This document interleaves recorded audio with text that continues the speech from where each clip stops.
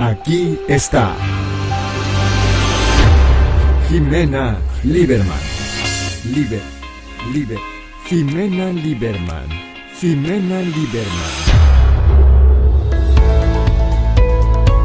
Comunicóloga, psicóloga, coach ontológico. En un espacio creado para acabar con mitos y formar nuevas realidades. Para inspirar, generar herramientas.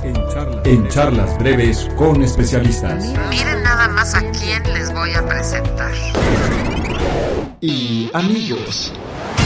Sobre diversos temas de interés general. Problemáticas. Soluciones. Con buen humor. No, es que esto ya se puso buenísimo.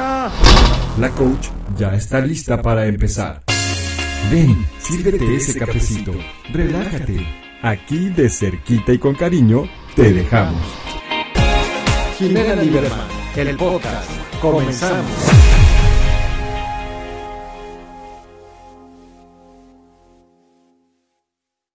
Hola, ¿qué tal amigos? Soy Jimena Lieberman en una nueva emisión de Jimena Lieberman, el podcast. Súper emocionada porque para aquellos que nos dicen que los sueños te tocan a la puerta o que hay que esperar a la oportunidad perfecta. Hoy tenemos con nosotros a una persona que no esperó a que le tocaran la puerta ni a que la oportunidad llegara. Salió a buscar esas oportunidades en la vida. Esa persona que salió y fue detrás de sus sueños. Si tú quieres ir detrás de tus sueños, si tú estás esperando que lleguen esas oportunidades, quédate y escucha este maravilloso testimonio de José Manuel Sardain y les voy a platicar un poquito, por qué está con nosotros hoy. Él es egresado de Ingeniería Industrial de la Universidad Iberoamericana. Trabajó por 7 años en McKinsey, la firma líder de consultoría a nivel mundial.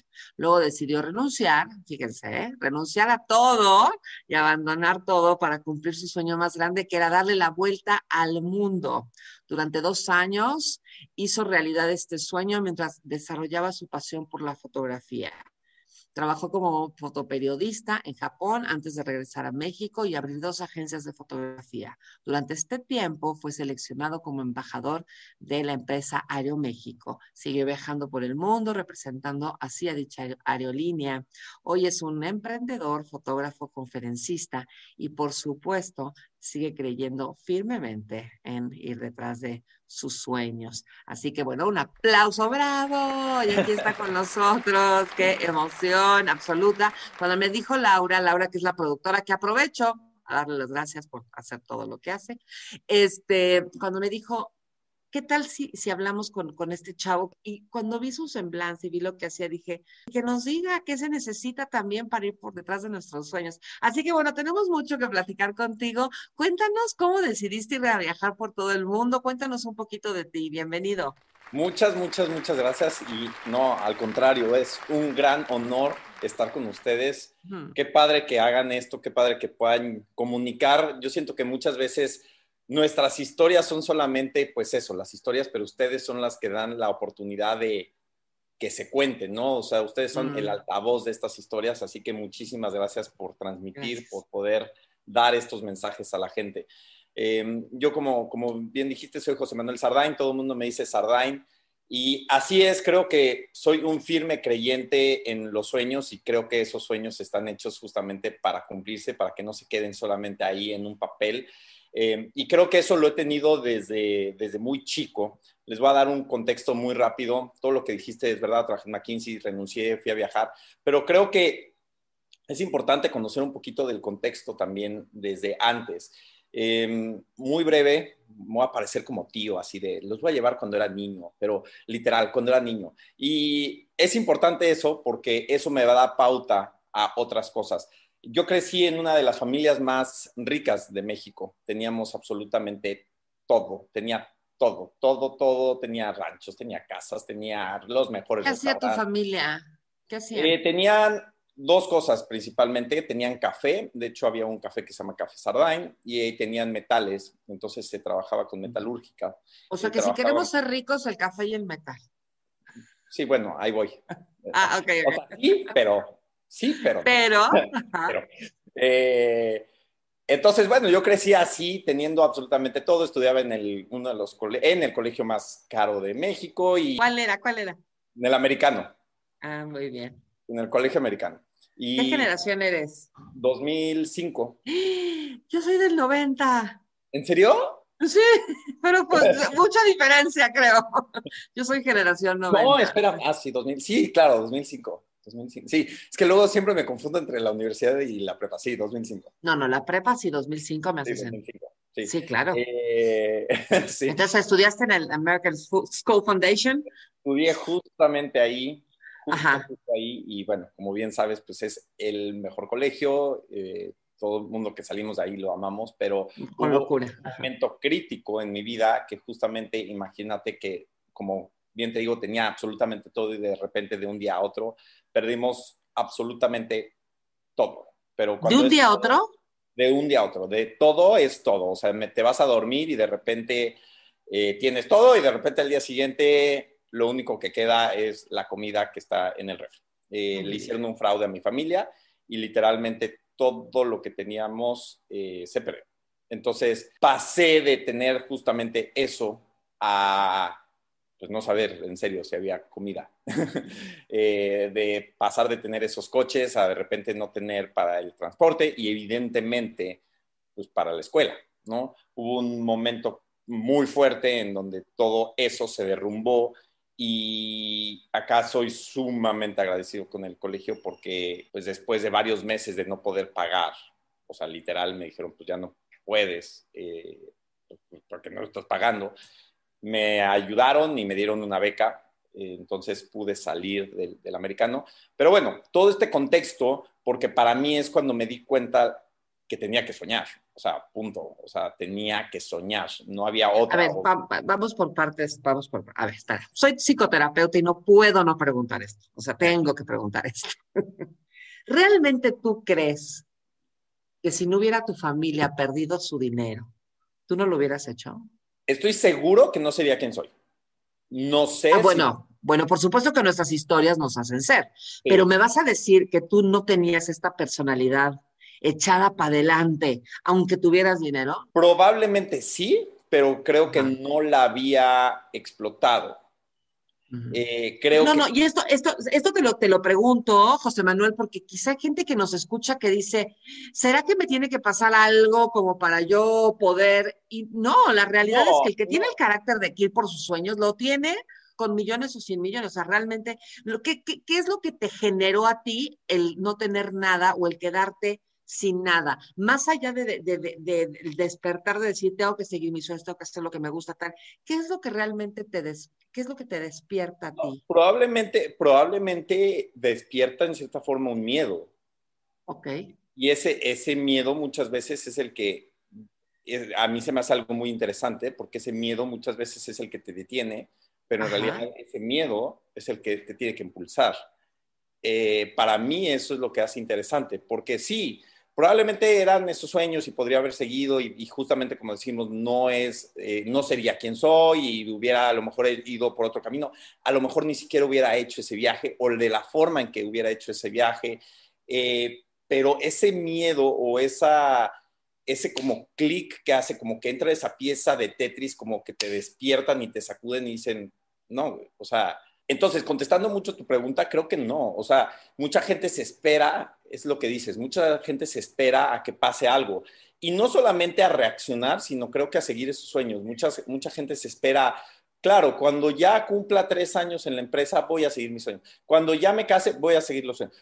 Entonces, siempre estamos postergando cumplir esos sueños, ese seguir los sueños, cuando en realidad no date cuenta que lo puedes hacer hoy, o sea, lo puedes empezar a hacer, lo puedes seguir y no necesariamente es que te pase algo, ¿no? Pero para mí creo que sí me despertó Y aparte eras muy joven, o sea, te pasó en una edad bien muy, complicada, muy muy chavo. complicada, porque es cuando más, toda tu Claro, seguridad de esa edad. claro, y mucho de la estabilidad que yo tenía, pues mucho se veía a partir de eso, ¿no? O sea, era simplemente a partir del dinero y de la protección económica.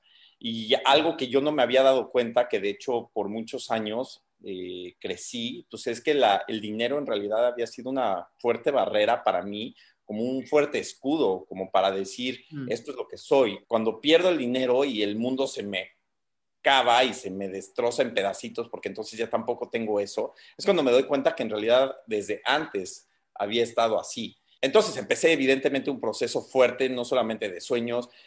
Mi familia empieza un proceso bastante fuerte también, porque muchos de ellos deciden que el camino hacia una protección pues era un camino de adicciones, ¿no? Entonces empecé a experimentar también, empecé a vivir ciertas cosas, de ver pues, a muchos de mis familiares en ese camino, porque pues era la única forma a lo mejor de esconderse. Y pues para mí entonces tuve que ver esa visión que tenía de yo no puedo tener esto, yo necesito justamente salir de la prepa, graduarme de la universidad y tener un buen trabajo. Para allá era mi camino, hacia allá. Y mucho de este tiempo era la perspectiva de necesito recuperar el poder y el dinero que en algún punto tuve. Y esa era mi mentalidad, lo cual está... después me di cuenta que estoy equivocado, pero voy a llegar para allá. Pero en ese momento para mí era eso, necesito recuperar el poder y el dinero. Me acuerdo perfecto. Pero a ver, pero te digo algo, es súper, o sea, es muy fuerte porque al final de cuentas es un poco el Rey León, ¿no? Que si tengo que ocuparme, tengo que regresar a mi lugar. Quiero regresar a mi lugar, o sea, soy el hijo, ¿no? Que le quitan y que quiere regresar. Y seguramente que la gente que nos está escuchando y que nos sigue sabe perfectamente de lo que estoy hablando porque en la emisión, ¿no? pasada estuvimos hablando del viaje del héroe y uno de los ejemplos con mi hermano que es cineasta que nos hizo la explicación del viaje del héroe, uno de los ejemplos que pusimos es la del Rey León, ¿no? Y es como él se tiene que enfrentar para poder renacer. Y pues sí, al final de cuentas creo que no estabas tan perdido, aunque digas estoy equivocado, pues estabas equivocado quizá en las palabras. Sí. Pero en el fondo, el decir voy a recuperar, yo sé quién soy. Sí. ¿No? Entonces sí, está verdad. increíble. Y creo que en ese momento a mí me ayudó mucho el poder tener esa perspectiva, porque era justamente el drive que necesitaba para poder tener esa perspectiva hacia dónde iba. Sabía que el camino era largo, pero necesitaba tener como literal, como ese señalamiento de, aunque esté a 3,000 kilómetros, hacia dónde voy, necesitaba y ese era mi imagen, ¿no? Ese camino de poder dinero, recuperarlo. Durante ese tiempo, obviamente, te digo, fue súper complicado porque de verdad, cuando digo no había dinero, no había dinero para la ropa.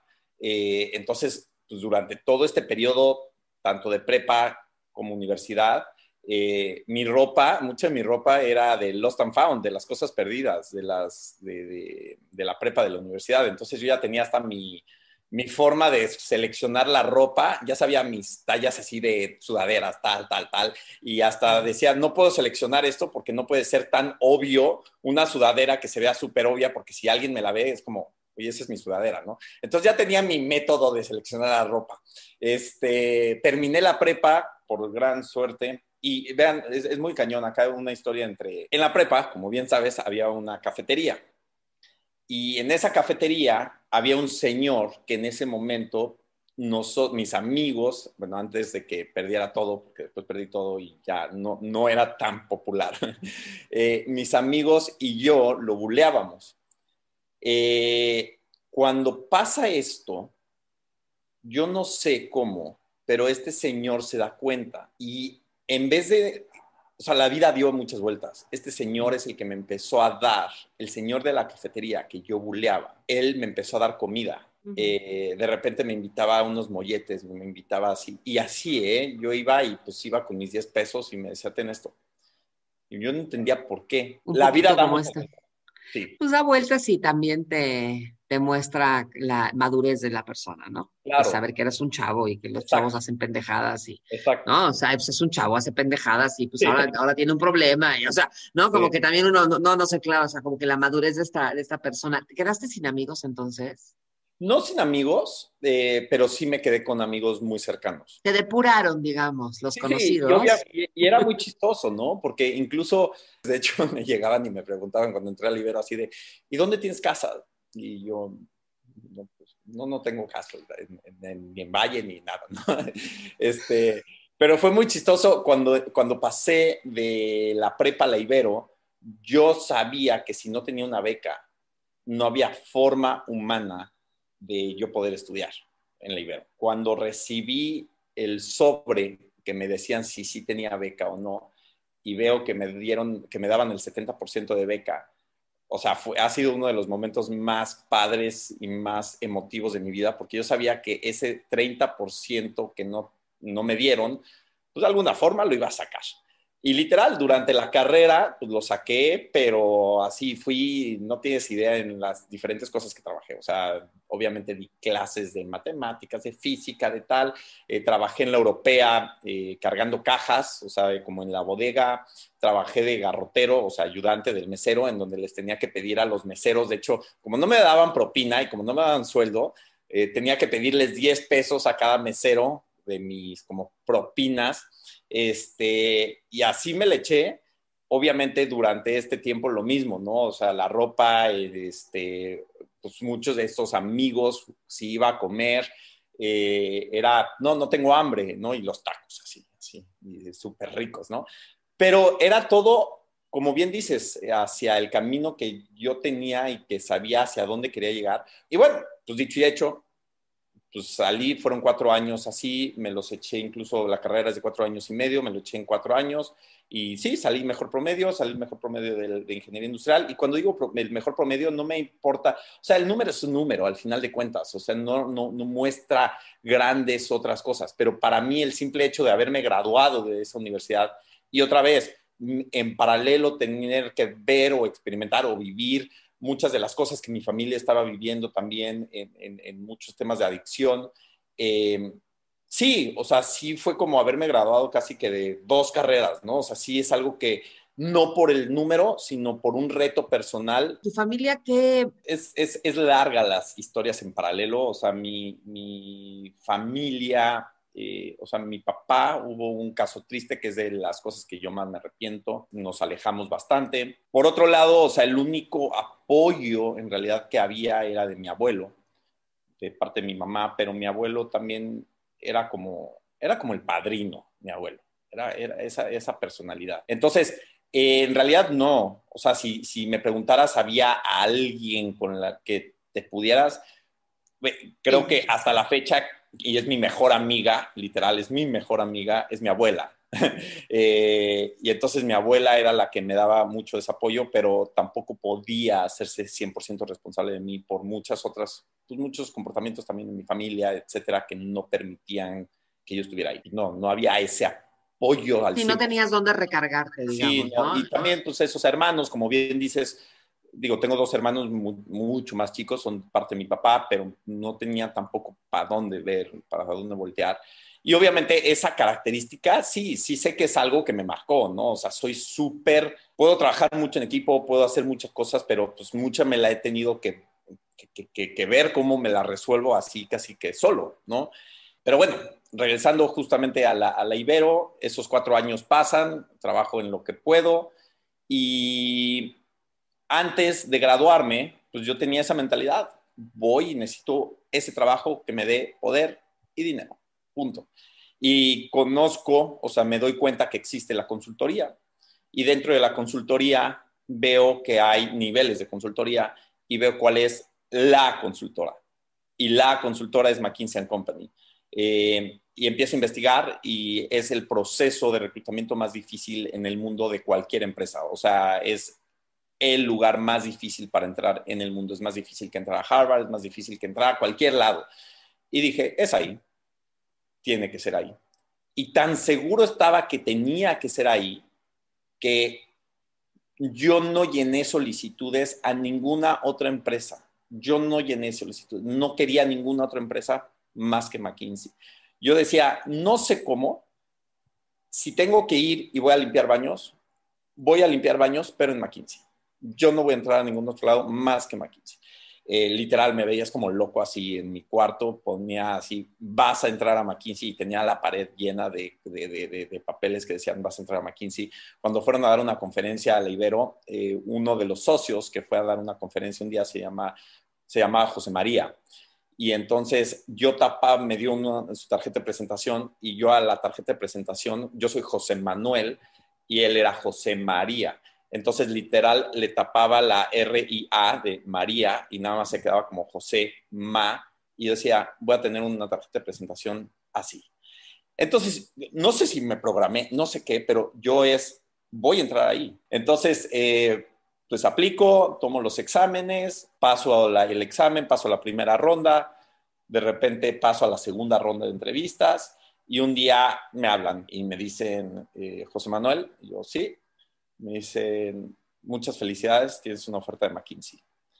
En ese momento, así literal, todavía se me pone la piel chinita. En ese momento, para mí, esos 10 segundos, 15 segundos que pasaron, se resumió todo. Todos esos años se resumieron en esos 10 segundos. Fueron 10 segundos sumamente poderosos, porque entendí que todo lo que había ido y por lo que había ido ya estaba en ese momento y que no solamente ya se había acabado ese periodo, sino que había logrado eso. ¿Y por qué digo que se había acabado ese periodo? Pues porque ya sabía que el futuro que venía era mucho más prometedor.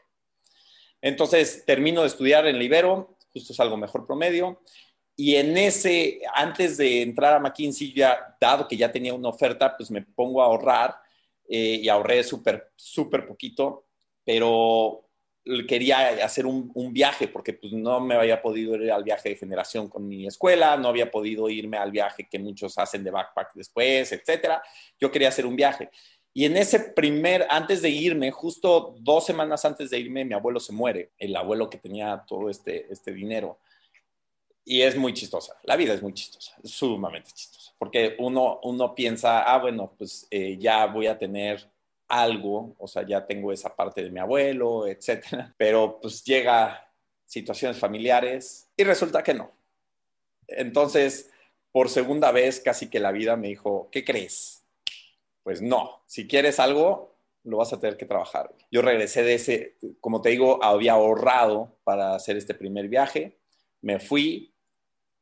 Y en ese primer viaje de mochila, así estuve un mes y pico, así backpack en Europa. Aprendí muchísimo.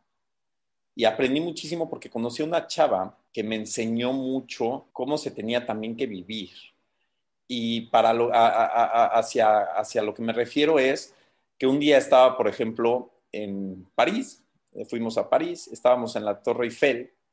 Y yo dije, claro, o sea, yo me quería comer al mundo, ¿no? Y quería ir acá y allá y todo, y ver, y ver, y ver. Y esta chava, o sea, yo dije, claro, vamos a subir a la... Dice, no, güey, ven. Entonces fuimos a un súper, literal, compramos pan y nos sentamos abajo. Todo un parisino. Sí, claro. Te sentaste abajo de la Torre Eiffel. Exacto, abajo claro. De la Torre Eiffel. Y quien vaya a París, por favor, si lo estás escuchando, si te vas a ir a París, no dejes de sentarte con tu baguette, exactamente, tu lechuga. Exactamente, ahí, abajo. Pero ajá. Lo que es que entonces vi eso que decimos, no necesitas hacer, o sea, no necesitas subirte y no, es vívelo. Y vívelo no significa ve y sube necesariamente a la Torre Eiffel. Es quédate abajo y cómete un pan con un queso, pero vívela. Uh-huh. Eso es. Y muchas de las cosas que creo que me han, como que una analogía, creo que para mí es eso en todo. Es muchas veces queremos llegar de punto a punto, pero no, güey, vívelo, ¿no? Experiméntalo. Un poquito de entender que el viaje es eso, ¿no? No es tanto el destino, el viaje, ¿no? El famosísimo viaje que hacemos. Bueno, entonces tú te vas a París y cuando regresas te enteras que no tienes herencia. Sí, justo, regreso y creo que no, pero bueno, entro a McKinsey. ¿Cuánto tiempo? Estuve en ese periodo, 2 años más o menos, son 2 años súper intensos y de hecho parte necesaria, aquí empiezo un poco en este sentido hacia el viaje ahora sí, pero uh-huh. Para McKinsey, para poder seguir en la carrera profesional de McKinsey, tú tienes tienes que irte a estudiar a una de las maestrías más prestigiosas del mundo. McKinsey te lo paga y luego regresas a trabajar con ellos 2 años para pagar esa maestría, pero ellos te lo pagan, ellos te patrocinan la maestría, y cuando digo te tienes que ir a Harvard, te tienes que ir a Stanford, te tienes que ir a Wharton, o sea, te tienes que ir a una de esas universidades. Yo apliqué a Harvard, Stanford y Wharton, me entrevistan, pero algo dentro de mí era como, ¿por qué no me estoy emocionando, como todos mis otros compañeros, de irme a la maestría? O sea, algo dentro de mí era como, pero no me estoy emocionando, o sea, de verdad no. Entonces me entrevistan, y cuando recibo las cartas como de resultados de las entrevistas y me dicen que no había sido seleccionado, de verdad sentí un alivio enorme, porque no sabía hacia dónde, pero yo sabía que ese no era mi sentido. Algo curioso que me pasó es que, al igual que de un día para otro yo perdí todo, fue al revés ahora. De un día para otro, cuando yo entré a McKinsey, recuperé todo. De no tener cartera, de repente tenía cartera con American Express Platino y viajes en business class y en los mejores hoteles y los mejores restaurantes. Reboté y empecé a tener eso, ¿no? Pero algo curioso empezó a pasar, que yo no me empecé a dar cuenta. Sí llegué a un punto, tuve que tener ese punto en mi vida en donde, cuando recuperé todo, me volví esa persona que no me gusta reconocer que fui, pero sí fui esa persona arrogante y sangrona y mamona y de esos que les da zapes, ¿no? Pero claro que necesitaba, creo que eso, estaba todavía chavo y necesitaba como poder saber qué se sentía otra vez eso, ¿no? Y bueno, pues entonces no me aceptan, y durante esos 2 años, de hecho desde antes, yo estaba experimentando algo en el esófago. Tenía muchísima, muchísima gastritis. Es decir, todo el tiempo parecía yo abuelito, pero todo el tiempo me estaba agarrando hacia el pecho y ahí me tenían con mis Tums, así literal como abuelito, ¿no? Entonces fui al doctor, el doctor me revisa y me dice, te tienes que hacer una endoscopia. Me hacen y me dicen, te tienes que operar, güey, ya. ¿Hernia o qué? No, o sea, era una hernia, pero ya tenía una cosa que se llama esófago de Barrett, que era, o sea, que si te lo dejas, sí puede llevar a enfermedades mucho más pesadas, ¿no? Así es. Entonces, pues yo como que decía, no, no me quiero operar, no me quiero operar, pero ya no podía, me ardía, o sea, literal era un cerillo dentro de mí, un encendedor todo el tiempo, hasta que decido operarme. Y me anestesian en la cirugía, y las últimas palabras que escucho el doctor fue, está muy chavo para tener esto. Y de repente ya, para los que no están escuchando y no vieron es como que ya me quedé pelas, así ya me anestesiaron. Cuando me despierto ya después de la cirugía, en serio esas palabras se quedaron mucho dentro de mí, está muy chavo para tener esto, está muy chavo para tener esto. Y dije, ¿qué estoy haciendo con mi vida? Y ahí es cuando me doy cuenta que digo, güey, ¿qué estoy haciendo realmente? Todo lo he hecho por poder y por dinero, ok, pero ¿y eso me hace feliz? Entonces, trato de renunciar a McKinsey. Cuando digo trato, es que el director de la oficina en ese momento, yo ya tenía de hecho una oferta para Bimbo, porque dije, yo no quiero esto, no quiero este estilo de vida. Es un gran lugar y es un crecimiento profesional inmenso para aquellos que están buscando justamente eso. Pero ya estaba. ¿Con qué puesto entraste? Analista de negocio. O sea, digamos que es una empresa que, aunque seas analista, te trata de bonito. No. Trata bonito. O sea, es así, te consienten demasiado. Cualquier vuelo que tienes más de 4 horas es business, por más que seas analista, por más, así. Es así. Okay. Es los mejores restaurantes. ¿Por qué? Porque todo el tiempo estás trabajando con el equipo. Entonces, decido estar un año en eso. Pasa ese año, me gusta y empiezo a crecer. Me empiezo a hacer cargo del reclutamiento no solamente de México, ya me hacía cargo del reclutamiento de Latinoamérica. En eso empiezo a viajar muchísimo más porque tenía que empezar a viajar también dentro de Latinoamérica, mucho Estados Unidos para reclutar a candidatos de las maestrías de Estados Unidos, de Harvard, Stanford, y en ese punto empiezo a acumular muchas millas.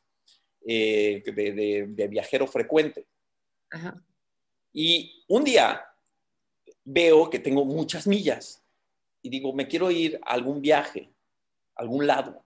Y empiezo, ¿y dónde se me antojaría ir? Y empiezo a ver Google Maps y digo, pues aquí, pero acá también, pero acá también. Y en eso digo, no. Como que se me ocurre una idea y digo, ¿será? Y mi idea, de repente ahí sonó eso, o sea, empezó ese sueño así, literal, en un momento, literal, en un Google Maps, empezó un sueño que es, quiero darle la vuelta al mundo. Y fue como, wow, ok, ¿y se puede? Entonces empiezo a investigar, empiezo a esto, de hecho veo que hay paquetes, hay tal, pero yo digo, a mí me chocan los paquetes, me chocan los tours, entonces digo, no, esto no. Y es muy chistoso porque empiezo a planear todo, me empiezo a poner las vacunas que necesitaba y un día decido renunciar. Decido renunciar un día que estaba, justamente nos fuimos a Londres a entrevistar y de regreso de Londres se retrasa mi vuelo. Yo no había como que tomado la decisión tal cual, porque tenía miedo, obviamente, ahorita hablo de eso, pero tenía mucho miedo de qué es lo que iba a enfrentar, si sí, si no, estaba dejando una carrera profesional, de todo lo que había luchado, tal. Pero entonces tenía yo muchos libros de viaje, los escondía, no los escondía, los volvía a ver, tal, hasta que un día en Londres, justamente en el aeropuerto, se retrasa el vuelo de Londres a México y entonces empiezo a ver en las tienditas del aeropuerto y en un rincón así de una tiendita, ya me estaba yendo, de libros, veo un libro que se llama ¿Cómo darle la vuelta al mundo? Dije, no, ya. O sea, esa es la señal que estaba esperando. Esa es la señal que estaba esperando.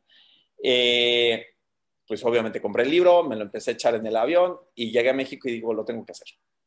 Renuncié, avisé que me iba, avisé como, justo renuncié en diciembre, porque en diciembre te dan el feedback. Two week notice, ¿no? No, en realidad fue como 3 months notice. En diciembre renuncio después de mi feedback, porque yo no quería que estuviera biased mi feedback de que si me iba, y me voy en marzo. Y mi primer destino... Tengo que hacer esta pregunta obligatoria. ¿Estabas soltero? Cuando tomé la decisión de irme, no. Cuando me fui, sí, porque me cortaron, obviamente. Sí, te mandaron a la goma. Ok, perfecto. Sí, o sea, y de hecho fue cañón, porque esta chava así ya súper planeado, boda y no sé qué, y así, y eso, y yo, no, tengo que cumplir este sueño. Entonces te dijo que termina la relación y te vas. Sí, y me voy, y el primer destino, o sea, yo mi idea era irme 6 meses. En el inter que renuncio y me voy, mucha gente, de hecho, me dijo, y acá viene parte importante, me dijo, vas a fracasar en la vida. ¡Ay! Sí, no, o sea, mucha gente me dijo, ¡la onda! vas a fracasar. ¿Qué dice eso? ¿Con quién te llevas, güey? No, o sea, gente de todos lados, ¿eh? O sea, ¡qué horror! Entonces, bueno, decido irme. Mi primer vuelo es una islita que yo ni conocía, que se llama Palau. Está muy cerca de Filipinas. Y esta islita yo quería ir porque había visto fotos que hay un lago en donde están llenos de aguamalas y estas aguamalas han estado aisladas por miles de años. Entonces ya no te pican. Entonces puedes meterte a nadar y estar jugando literal con aguamalas, así. ¿Y no te pican? No te pican. Entonces yo quería justamente ir ahí. Bueno, eso a mí no me pasaría, ¿eh? Porque mar que entró, que me pica pinche aguamala, ¿eh? No. O sea, a mí ahí sería la única, le dirían, ¡ay, ya picó una! ¿A quién había muerto? ¿No? Te prometo que no. O sea, en serio, okay. Porque, o sea, dado que no tienen, están como aisladas como si fuera sí, o sea, el nivel del mar en los años bajó y entonces quedaron atrapadas, se empezaron a reproducir y entonces literal no tienen depredadores, no tienen. Entonces perdieron toda la necesidad de picar o de quemar. Entonces, literal, te metes y empiezas así. Después de 2 horas de ahí yo jugar con las aguamalas, ya no sabía ni qué hacer con las pobres aguamalas, ¿no? Estar ahí. Pero bueno, yo quería ir ahí y de ahí empieza esta aventura, ¿no? O sea, yo pensé que iban a ser 6 meses, no tenía vuelo de regreso, me fui sin celular. Yo quería irme así. Algo muy cañón me pasó en el aeropuerto justo cuando me estaba yendo para allá.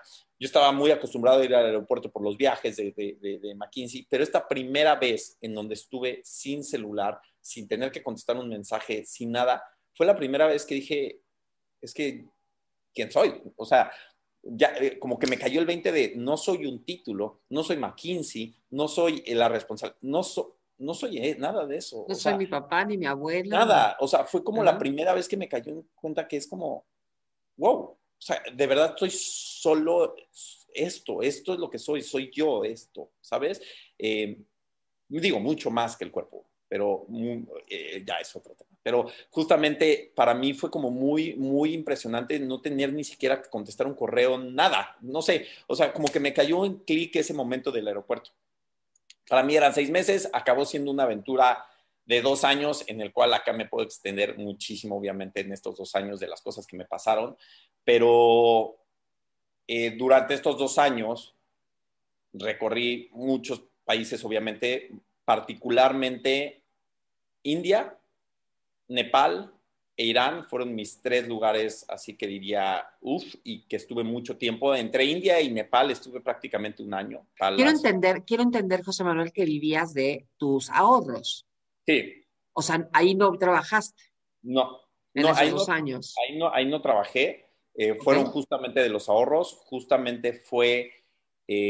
¿Cuánto dinero se necesita para viajar un año sin trabajar? A ver, obviamente depende dónde, pero por ejemplo, no, bueno, entendemos que no tenemos, o sea, entendemos que la gente que nos escucha dice, a ver, güey, pues yo no tengo lana, a ver, ¿cuánto necesito? ¿Cuánto es lo menos, compadre? No, pero es que, por ejemplo, si te vas a ir a viajar un año en Europa, es súper diferente a un año en India, ¿no? O sea, en India, por ejemplo, nada más para que hagan cuenta, o sea, lo podría yo hacer aquí con ustedes, pero en India, por ejemplo, yo me gastaba al día, ya con comida y hospedaje, incluso transporte, te podría decir que 300 pesos.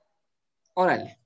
O sea, obviamente quedándome, a ver, de verdad, sí, y mi tirada era eso. O sea, yo viajaba en trenes de tercera clase, parado, yo me quedaba en ni siquiera en hostales, en hoteles donde los locales que llegaban a India en transporte de tercera se quedaban. O sea, sí me fui rudo.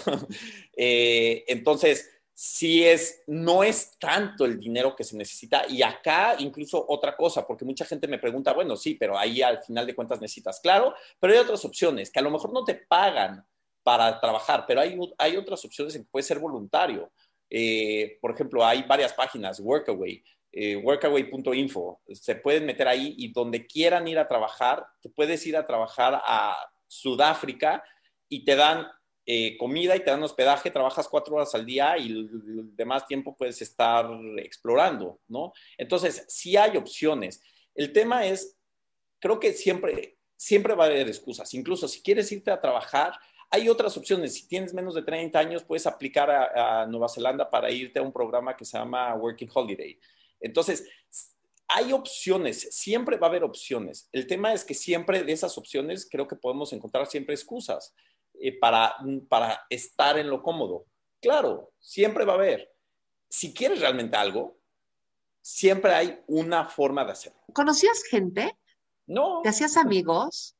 Sí, o sea, hacía amigos y esa es una de las facilidades que te da el viaje, ¿no? O sea, de hecho, mucha gente pasan 2 cosas. Cuando digo me fui de viaje 2 años, lo primero que pasa por la mente de la gente es, ay, qué rico, 2 años en la playa con tu martini en la hamaca, y no, güey, o sea, más alejado de eso no puede ser. Y segundo, pero te vas solo, creo que 90% del tiempo estoy acompañado, o sea, haces amigos por todas. Bueno, tú, de hecho, con ese carácter, tú vas a hacer amigos hasta con la pared. Bueno, haces más amigos que si viajas con alguien, eso seguro, porque te abres muchísimo más, muchísimo más. Y bueno, pues entonces en este periodo me volví a enamorar de la fotografía. Desde chavito me gusta la foto, empecé justamente a agarrar la cámara mucho más, empecé a jugar, empecé tal, y me volví a enamorar de la fotografía. Y en este periodo entonces de la foto, pues me empecé a clavar mucho realmente y decidí que mi siguiente sueño era que quería ser fotógrafo. Que eso es lo que realmente, que ese sueño desde niño, yo quería ser fotógrafo desde niño.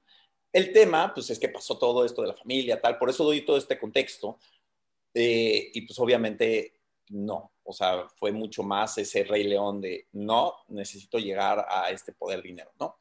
Pero en este punto sí dije, necesito regresar, necesito ser fotógrafo.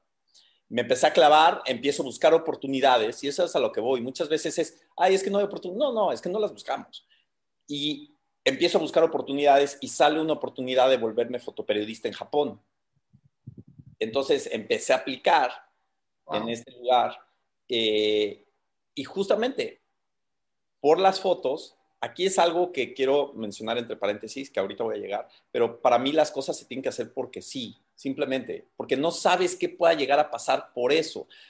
Simplemente porque sí, porque me volví a enamorar de las fotos, empiezo a tomar fotos. Esas fotos me sirvieron para aplicar de fotoperiodista en Japón.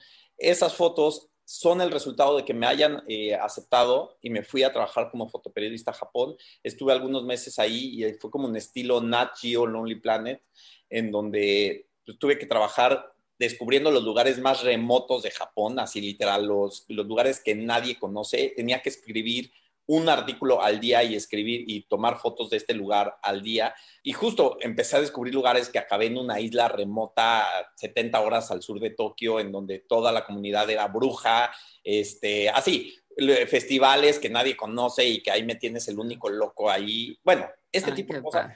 Estuve trabajando ahí algunos meses hasta que ya fue momento de regresar a México. Y fue momento de regresar a México porque me di cuenta que por más bonito que estuviera ya un lugar, ya no me estaba llenando. Ya era nada más el automático. Y yo me di cuenta que no quería ya regresar a México por miedo a enfrentar muchas de las cosas que había todavía que enfrentar aquí. Ya estabas en el Hakuna Matata. Sí, ya tengo que regresar a ocupar mi lugar. Sí, exacto, ya era hora. Ya. Exactamente. Eso no fue o sea, el principio del viaje no fue escapar, eso estoy seguro, porque era una misión, estaba súper emocionado, pero en el viaje ya después de un rato, sí, no comía bien, me enfermé, o sea, en un punto en India se me paralizaron las piernas porque me picó algo, ya, o sea, me volví vegetariano, porque, digo, esta es una historia súper larga. No, pero ya, cuando ya te empiezan a correr. Sí, ya era como, ya tengo que regresar, y regreso a México, y dicho y hecho. O sea, el punto, y esto cuando digo que me enfrenté y tenía que enfrentarme a cosas del pasado, pero lo más difícil no fue enfrentarme a esas cosas, fue enfrentarme a mí.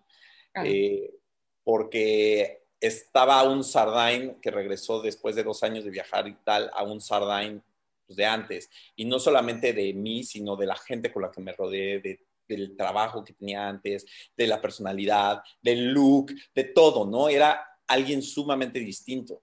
Y me costó mucho, y me costó mucho no solo eso, sino 2 cosas. En el viaje yo conocí a gente todo el tiempo y gente sumamente interesante que podía tener pláticas súper profundas de diferentes cosas. Llego a México y la gente que conozco de repente me siento contando lo mismo, los mismos temas, los mismos problemas, pongo el radio y son las mismas canciones. Entonces es como si se hubiera parado el tiempo, ¿no? Y la segunda cosa, que acá es donde más me costó, fue que regresé con un sentido de culpa tremendo. Yo llegué sumamente culpable, me sentía culpable de todo, porque vi muchas cosas. No necesitamos irnos a India, ¿eh? O sea, en México te sales 3 cuadras y puedes ver lo mismo que vi. El tema es que creo que, dado que lo experimenté tan de cerca, porque justamente estaba todo el tiempo en contacto con eso, y por más como viajé, que de verdad me sentía súper culpable de todo, porque yo sí tenía comida. Porque a ver, déjame hacer un impasse aquí, porfa. Para la gente que nos está escuchando y que nos está comentando, José Manuel, esto que me parece como muy interesante, más allá de la culpa.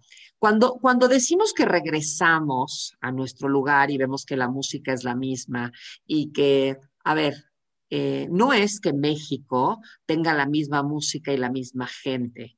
Lo que pasa que nuestros lugares son siempre iguales y él veía cosas diferentes afuera, simple y sencillamente porque las veía desde afuera. Es decir, si una persona de la India hubiera viajado a México, hubiera dicho, conocí gente súper interesante, viví, o sea, ¿por qué? Porque uno está o sea, no es de que, pues luego la gente dice, ay, ¿cómo? Entonces en México no tenemos nada y allá en la India sí tienen un chorro. No, lo que pasa es que todo es la mirada de donde tú, yo creo que aquí el reto también es conocer a esa gente interesante como si fueras un viajero toda la vida, ¿no? Y como que si no fuera tu círculo, digamos, con el que estás experimentando. Entonces, bueno, llegas acá, te da una culpa tremenda porque, como bien dicen, no necesitas irte a la India para ver la cantidad de injusticias que hay sociales, en especial a mí ni me descuerda con ese tema. Entonces, hay una injusticia social, a ti te da culpa tener, querer, desear, ¿y qué pasa? Pues literal, o sea, llego y incluso se reían mis amigos porque pues acá ya conseguí un celular, pero el celular más viejito que tenía, porque era para qué necesito, y todos Yo no capitalistas. necesito cosas, claro, No, claro. y todos Sí, son a huevo, capitalistas, ajá. y entonces, así, y súper extremo, yo así de, Ajá, sí, sí, sí. me decían, vamos a cenar, y yo, no, porque con esos 200 pesos puedo cambiar vida.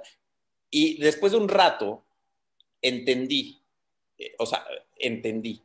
Y si yo quería transformar, y si quería inspirar, y si quería cambiar vidas, primero tenía que estar bien yo.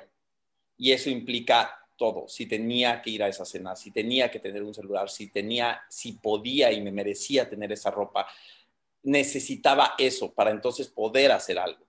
Pero me costó mucho. Y tan me costó que justo llegó un poco al principio, en donde tuve que aceptar que necesitaba otra vez esa parte económica, esa estabilidad económica. Según yo no la necesitaba porque todo eso es capitalista y ta, ta, ta. No, acepté que sí necesito. Y entonces es cuando me empiezo a entrevistar con otras empresas, me entrevisto con Google y de hecho fue súper interesante cómo en Google me hicieron esta pregunta. En Google me hicieron la pregunta de, oye, ¿y entonces no hiciste nada en tu vida en 2 años? Y para mí fue, no, hice lo que nunca había hecho en mi vida en esos 2 años y aprendí lo que nunca había aprendido en esos 2 años. Y lo más cañón es que el entrevistador me dijo, eso que hiciste ha sido mi sueño toda la vida. Entonces, muchas veces ponernos en esta vulnerabilidad de contar lo que realmente somos es muchas veces lo que más puede aportar o comunicar o inspirar, ¿no? Ujú. Pero bueno, regreso y decido entonces sí que necesitaba esa estabilidad económica nuevamente. Decido, ¿Entras en Google o no? no, regresé a Ah, ok. McKinsey. Justamente me habían dado la oferta de McKinsey, regreso a McKinsey. Y entonces, bueno, pues ya pasa ese año, estoy en McKinsey un año y decido que había sido suficiente.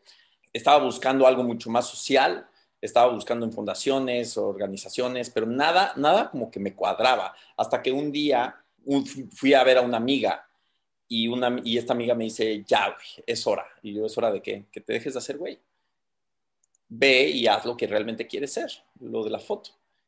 Y como que me cayó mucho y fui y literal con lo que había ahorrado en McKinsey me fui a Canon, compré mi equipo de foto y dije, ya no tengo vuelta atrás. Ahora Uy, sí, qué tengo emoción. que hacer. Compré el equipo de foto y mi socio lo había conocido en unos cursos de foto que estábamos tomando. Empezamos la agencia de foto, pues literal, de a poquito, o sea, poniendo nuestras fotos que habíamos tomado antes, buscando clientes, y poco a poco empezó, o sea, nos empezaron a invitar a tomar fotos de retrato, eso nos llevó a de repente a otros, y de repente nos invitan a GQ a tomar unas revistas, GQ la revista, y de repente pues empezamos como a hacer cosas para diferentes clientes y un día estábamos justo con un actor que se llama Jesús Zavala, estábamos tomándole foto para GQ y el perro de mi socio estaba ahí, teníamos el ciclorama y todo eso y de repente el perro pues después de la sesión empieza a pasar, ya lo estábamos quitando y yo no, espérate, y empezamos a tomarle fotos al perro y dijimos, no manches, o sea, los perros están más galanes que los modelos, o sea, salen galancísimos los perros.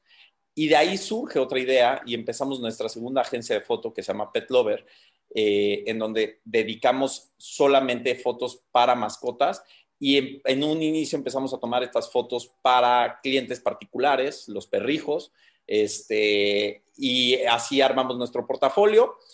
Y después de un tiempo empezamos a entrar a empresas y hoy hemos trabajado con diferentes empresas, con diferentes marcas, haciéndoles las portadas de los empaques pues de las comidas o incluso muchas de las publicidades. Acabamos de hacer uno para la NFL que era ganador NFL, entonces en el Super Bowl veían las fotos, esas eran las fotos de Pet Lover.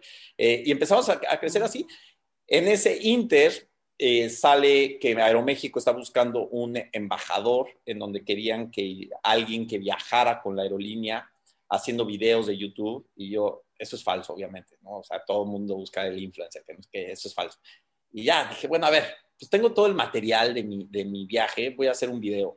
Pues subo el video, digo, porque quiero ser el embajador de Aeroméxico, etcétera. Y me sacan, o sea, me dicen, te invitamos a la segunda etapa, que es una entrevista. La segunda entrevista era hacer como una improv en Reforma. Tenía que hablar 5 minutos acerca de Reforma, literal, caminando en Reforma. Y yo, o sea, yo nunca había estado detrás de cámara. perdón, enfrente de la cámara, siempre había estado detrás.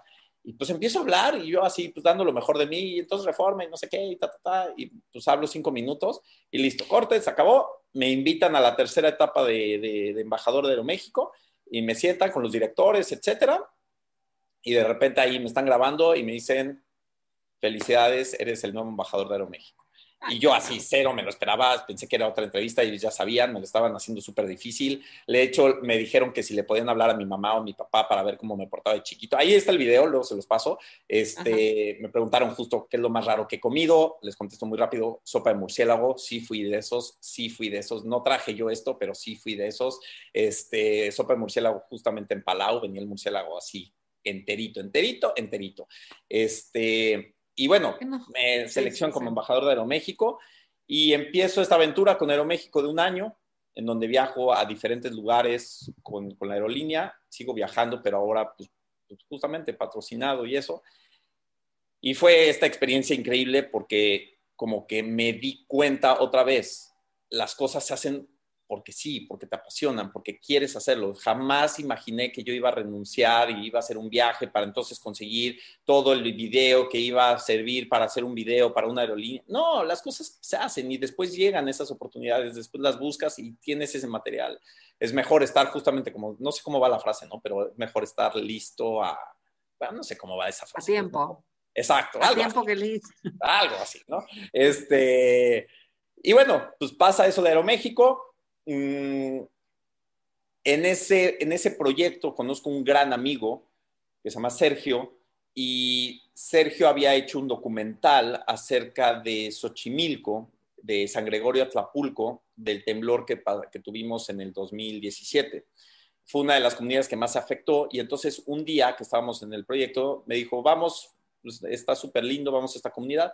Llegamos a esa comunidad y nos llevaron, que está dentro de Xochimilco, nos llevaron a conocer el Real Xochimilco, que es justamente como vive la gente y de hecho como se hace todavía mucho del cultivo de verduras en México, que es a través de las chinampas y estos canales, pero no es las trajineras que todo el mundo conoce de Xochimilco, no, esto es lo realmente local.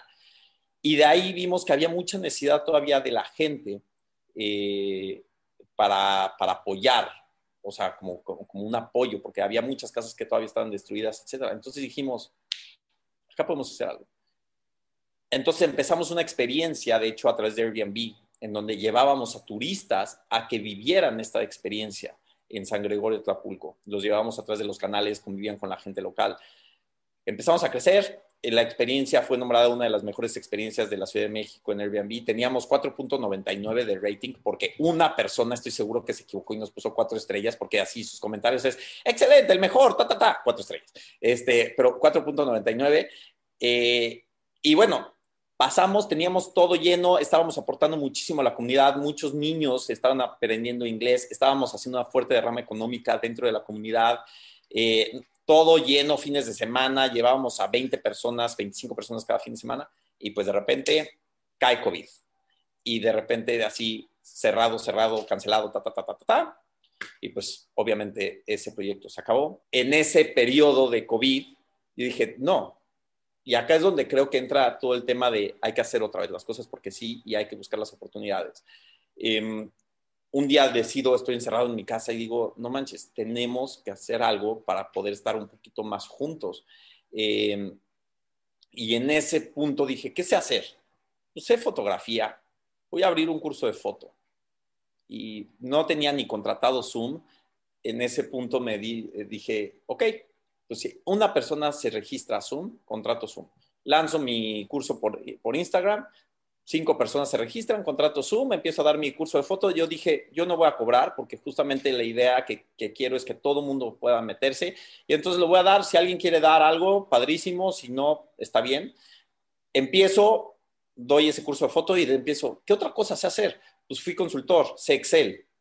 Empiezo a dar curso de Excel, Excel 1, abro Excel 2, abro Excel 3. Después, ¿qué otra cosa sé hacer? Pues sé de CVs, empiezo el de CV, el de entrevistas de consultoría. Entonces, empiezo a armar como este tipo de cursos y de repente se empieza a formar como esta bola de nieve en donde me empezaron como, ay, toma este curso, Y bueno, de repente empecé a dar cursos con mi misión de dar educación de calidad a todos sin que el dinero sea una barrera. Y todos los cursos que tengo es a través de aportación voluntaria. Aquellos que quieren, aquellos que pueden, dan algo. Aquellos que no quieren, aquellos que no pueden, no dan. No importa. El chiste es que entren. Y justamente el otro día me llevé una gran sorpresa. Justo estaba hablando con Lau hace rato de eso. Porque Lau, la productora, gracias Lau por esto, pero estaba dando justo un curso y de repente mi hermano Iñaki me empieza a hablar, ¿no? Y yo... estoy en un curso, güey. No, es que ve dónde saliste, que no sé qué. Y yo, ok, termina el curso y en eso me mandan el link. Y me dio mucha emoción porque el proyecto se publicó en Forbes. No es un ego para mí. Antes sí. O sea, en ese periodo... No, ¿de qué me hablas? Más allá del ego. O sea, es decir, qué padre. O sea, evidentemente lo que tocas lo transformas. Sí, o sea, wow. me llenó mucho, sí me llenó mucho, claro. Mucho por el proyecto. Y me sentí súper, súper feliz. El proyecto sigue creciendo. Mi gran misión ahora en todo esto, creo que un poco cerrando, es que he sido sumamente afortunado en la vida. O sea, he tenido bendiciones gigantes y dentro de esas bendiciones ha sido todo lo que me ha pasado. Todo lo bueno y todo lo malo. Y malo en relativo, porque si no hubiera pasado eso, estoy seguro, otra vez, no sería quien soy hoy y soy muy feliz con quien soy. Entonces, creo que todo es perspectiva, creo que muchas veces la podemos pasar súper mal, sí, pero para mí es, ¿qué nos vamos a llevar de eso? Y de eso que nos vamos a llevar, ¿qué podemos aportar? Esas son las dos cosas que creo que son fundamentales para mí. Y bueno, pues en eso estoy ahorita, sigo con lo de la foto, sigo con estos cursos. Para mí mi proyecto de cursos ahorita es el proyecto, es como mi hijo, ese es el que le estoy tirando. Claro. Y eso, esa es la historia. Y vamos a poderte encontrar en las redes sociales que van a salir en la cajita de descripción, tanto de YouTube como de Spotify. Y algo que también es muy importante, independientemente de que has sido muy bendecido por todas las cosas que te ha pasado, porque estás vivo, porque te ha salido lo que has deseado que te saliera. Yo creo que aquí no lo pueden ver, pero es un chavo que tiene muchísima luz, es un chavo que tiene muchísima fuerza, muchísima entrega, que no te quedas quieto, y yo sí creo, soy una convencida, después de 22 años de dar coaching, que la gente que la hace en la vida es la que no se quedó quieta.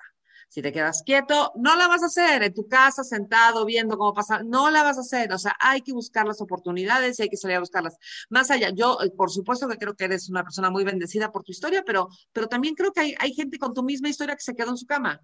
Entonces, creo que es un poquito, tantito tú, como decía mi hermana cuando era chiquita que quería que la cargáramos, Valeria, que le mando muchos besos, nos decía, cárgame, le decías, no te quiero cargar, y decías, sí, tantito tú y tantito camino, y pues sí, y desde ese entonces siempre nunca se me va a olvidar que es tantito tú y tantito camino, y así es, ¿no? La vida. Te agradezco muchísimo que hayas estado con nosotros.